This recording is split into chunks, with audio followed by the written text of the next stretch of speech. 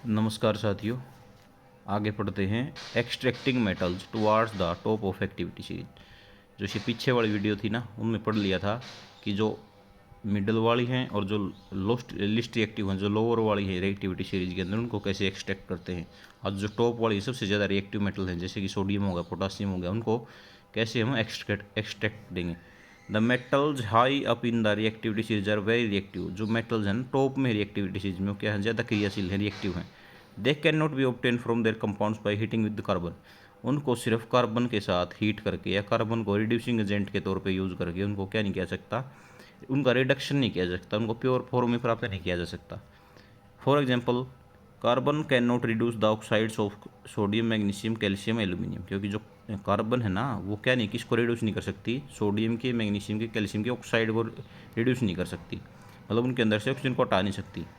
ऐसा इसलिए है क्योंकि ये जो ज़्यादा रिएक्टिव मेटल जैसे सोडियम होगी, पोटासियम, कैल्शियम होगी, उनकी ऑक्सीजन के साथ जुड़ने की, ऑक्साइड बनाने की एफिनिटी है वो ज़्यादा होती है किसके कंपेरिजन में, कार्बन के कंपेरिजन में। This is because these metals have more affinity for oxygen than carbon. These metal are obtained by electrolytic reduction. तो इन मेटल्स को कैसे प्योर करेंगे, इनको करेंगे इलेक्ट्रोलाइटिक रिडक्शन की प्रोसेस से। फॉर एग्जाम्पल के लिए sodium, magnesium and calcium are obtained by the electrolysis of their molten chlorides. Example के लिए सोडियम, मैग्नीशियम और कैल्शियम को प्राप्त किया जा सकता है उनके मोल्टन क्लोराइड से। किसकी सहायता से, इलेक्ट्रोलाइटिक रिडक्शन की सहायता से। The metals are deposited at the cathode. जो प्योर मेटल है ना, वो तो कैथोड के ऊपर डिपॉजिट हो जाएगी। कैथोड कौन होता है, नेगेटिवली चार्ज इलेक्ट्रोड होता है। जबकि जो क्लोरीन है, क्योंकि उसका मोल्टन स्टेट में, किसका, क्लोराइड्स की मोल्टन स्टेट में लिया था ना उसको मेटल को, तो जो क्लोरीन बच जाएगी ना, वो कहाँ पर रिलीज होगी, एनोड पे। एनोड क्या होता है, बैटरी का पॉजिटिव चार्ज इलेक्ट्रोड होता है। इस प्रकार इस सहायता से हम क्या कर सकते हैं, टॉप जो रिएक्टिविटी सीरीज में टॉप पे आती है ना, उनको क्या कर सकते हैं, एक्सट्रैक्ट कर सकते हैं। एक बार और देख लेते हैं। ये कह रहा है कि जो टॉप में है, जो सबसे ज़्यादा रिएक्टिव है, उनको कार्बन की सहायता से रिड्यूस नहीं किया जा सकता, या उनके अंदर से ऑक्सीजन को हटाया, उनके ऑक्साइड से उसको प्योर मेटल को प्राप्त नहीं किया जा सकता, क्योंकि उनकी जो ऑक्सीजन के साथ जुड़ने की एफिनिटी हो ज़्यादा होती है कार्बन से। तो उनको ज़्यादा रिएक्टिव मेटल्स जो, उनको कैसे रिड्यूस करेंगे हम, इलेक्ट्रोलाइटिक रिडक्शन से। इसमें क्या करते हैं, उसके मोल्टन क्लोराइड की फॉर्म में ले लेते हैं मेटल को। जैसे सोडियम की मोल्टन क्लोराइड के अंदर ले लिया, मैग्नीशियम का, कैल्शियम का। तो जो प्योर मेटल है ना, वो तो कैथोड के ऊपर डिपॉजिट हो जाएगी, और जो क्लोरीन गैस है वो लाइब्रेटेड हो जाएगी एनोड पे, जो नेगेटिवली चार्ज, सॉरी, कैथोड तो था नेगेटिवली चार्ज इलेक्ट्रोड, और क्लोरीन कहाँ पे हो जाएगी, एनोड पे, जो क्या है, पॉजिटिव चार्ज इलेक्ट्रोड है। तो इस प्रकार हम इलेक्ट्रोलाइटिक रिडक्शन से क्या कर सकते हैं, top of the reactivity series के अंदर जो मेटल्स हैं उनको एक्सट्रैक्ट कर सकते हैं। ये फॉलोइंग रिएक्शन होंगी। कैथोड के ऊपर Na पॉजिटिव प्लस में एक इलेक्ट्रॉन क्या बन जाएगा, Na, और एनोड के ऊपर two Cl negative, Cl2 chlorine gas हो जाएगी रिलीज, और 2 इलेक्ट्रॉन। इसी प्रकार हम एल्यूमिनियम को भी क्या कर सकते हैं, इलेक्ट्रोलाइटिक रिडक्शन की सहायता से एक्सट्रैक्ट कर सकते हैं। ये था इलेक्ट्रोलाइटिक रिडक्शन। आगे देखते हैं क्या कहता है ये, refining of metals. The metals produced by various reduction process describe वो आर नॉट वेरी प्योर। जो ऊपर हमने प्रोसेस, अलग अलग प्रोसेस से मेटल को क्या किया है, produce, the metal produce by various reduction process describe वो are not very very pure. जो ऊपर की जो प्रोसेस है, उनसे जो प्योर मेटल प्राप्त किया ना, वो ज़्यादा मात्रा में क्या नहीं है, मतलब पूरी तरह से 100% प्योर नहीं है। They contain impurities. उनके अंदर कुछ अशुद्धियाँ पाई जाती हैं, इम्प्योरिटीज पाई जाती हैं। Which must be remove to obtain pure metal. जिनको प्योर मेटल प्राप्त करने के लिए उनको हटाना या रिमूव करना इम्प्योरिटीज को जरूरी है। The most widely used method for refining impure metals is electrolytic refining. और इम्प्योरिटीज को हटाने का सबसे जो प्रसिद्ध मेथड हो कौन सा, इलेक्ट्रोलाइटिक रिफाइनिंग। इसमें देखो क्या होता है इलेक्ट्रोलाइसिस रिफाइनिंग के अंदर।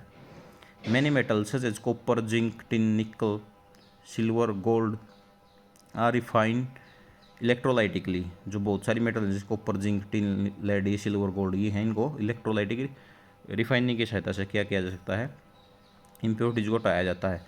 इन दिस प्रोसेस, इस प्रोसेस में the impure metal is made the anode. अब जो एनोड क्या होता है, पॉजिटिवली चार्ज इलेक्ट्रोड होता है बैटरी का।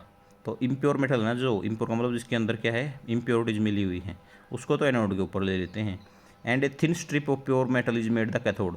और जो प्योर मेटल है ना, उसको, उसकी एक पतली जो स्ट्रिप है, उसको क्या बना देते हैं, कैथोड। कैथोड क्या होता है, negatively charge electrode.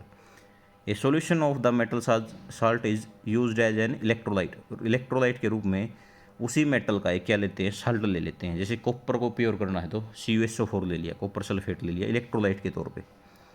The apparatus is shown in this figure. जो एपरेटस है ये इस फिगर में दे रखा है। तो देखो एनोड था, पॉजिटिवली चार्ज इलेक्ट्रोड था, इसके ऊपर तो क्या ले लिया, इम्प्योर मेटल ले ली, और जो कैथोड था उस पर थिन स्ट्रिप ले ली किसकी, प्योर मेटल की, जो मेटल हमें प्राप्त करनी है उसी की ले ली। और इलेक्ट्रोलाइट है ना, जो ये इलेक्ट्रोलाइट है, ये क्या ले लिया, जो मेटल प्योर करनी है उसी का साल्ट ले लिया, जैसे CuSO4 ले लिया।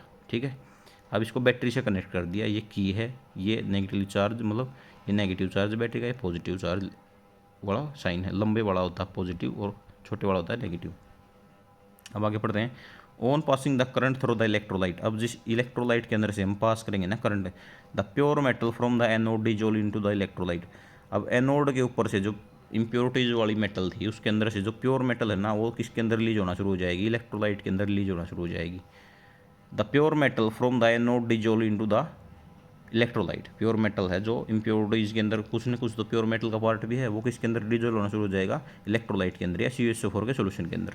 N equivalent amount of metal from the electrolyte is deposited at the cathode. और जितना इम्प्योर मेटल के अंदर से प्योर मेटल इलेक्ट्रोलाइट के अंदर डिजोल्व हुई, उतनी ही अमाउंट के अंदर क्या है, इलेक्ट्रोलाइट के अंदर से जो मेटल हो किसके ऊपर डिपॉजिट होना शुरू हो जाएगी, कैथोड के ऊपर, या नेगेटिवली चार्ज्ड जो इलेक्ट्रोड है उसके ऊपर, जो थिन स्ट्रिप ली थी ना प्योर मेटल की उसके ऊपर।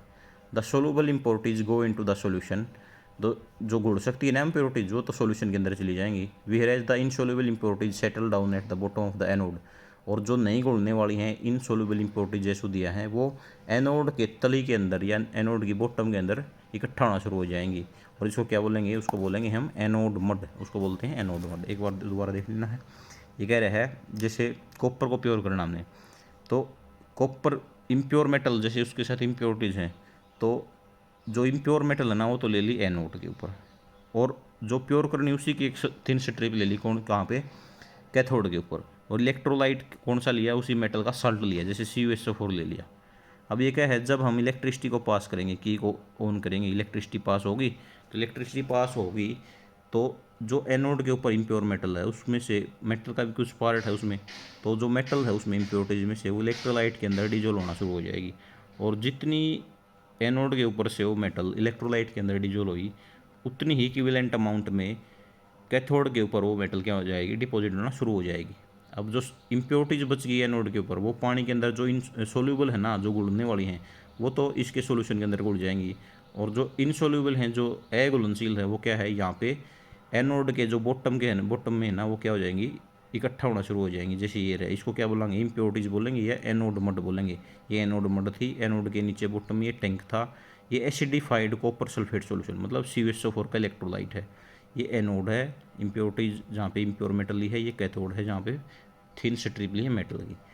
अब इलेक्ट्रिसिटी पास करने पर इसके अंदर से मेटल इलेक्ट्रोलाइट के अंदर घुलना शुरू हो जाएगी, उतनी अमाउंट में प्योर मेटल कैथोड के ऊपर डिपॉजिट होना शुरू हो जाएगी। अब जो इम्प्योरिटीज बच गई यहाँ पे एनोड पे, जो घुलने वाली वो तो CuSO4 जो सोल्यूशन उसके अंदर घुल जाएगी, और जो ना घुलने वाली हैं वो इकट्ठी हो जाएंगी नीचे एनोड के बॉटम के अंदर। इस प्रकार से हम क्या कर सकते हैं, उनको प्योर कर सकते हैं, और इस प्रोसेस को बोलते हैं इलेक्ट्रोलाइटिक रिफाइनिंग। इंपॉर्टेंट है, ये पेपर में जरूर आती है।